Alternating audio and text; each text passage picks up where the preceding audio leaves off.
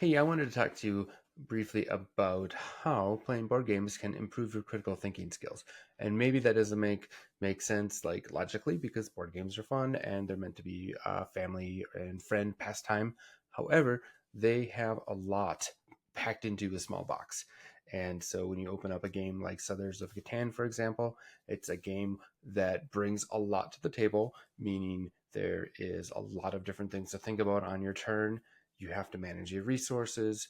You have to get along with the other players to get what you need. You have to um, build your build up your cities and your settlements in certain ways and areas. Maybe you want to block off another player from accessing a different part of the board to get those resources. So there's a lot of things to think about here in a game such as Settlers of Catan. And when you're limited on resources, you're going to come up with creative and different ways to go about what you want to do for that turn. And maybe you're making a trade. Maybe you're gonna sit tight and wait for the next turn to get what you need.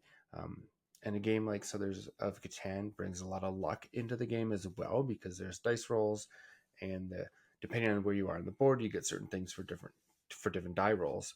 And so maybe you can take a chance and position yourself where a less likely die number to come up is going to give you better resources than something that maybe has more opportunity to come up. And a game like that, you really have to think critically about what you want to do for your turn and how you want to go ahead and show up to the table. Another game everyone knows is Clue. I was playing Clue the other night with some friends and my wife, and I was kind of a goofball the whole game, and they didn't think I knew what was going on, but I did. Um, and because of that, maybe I didn't win. I took a guess. I had most of it right, and the last was 50-50 chance. And if I figured if I was that far along with deducing who the killer was, the other players were as well. So I thought I should take a chance before it was too late. And I guessed wrong at the last one.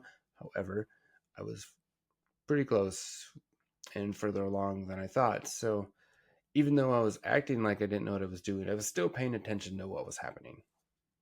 And playing board games can relate to how you behave like that in life. You could be a goofball and still know what's going on, or you could diligently track your resources and try to make trades and deals with your friends to get what you need.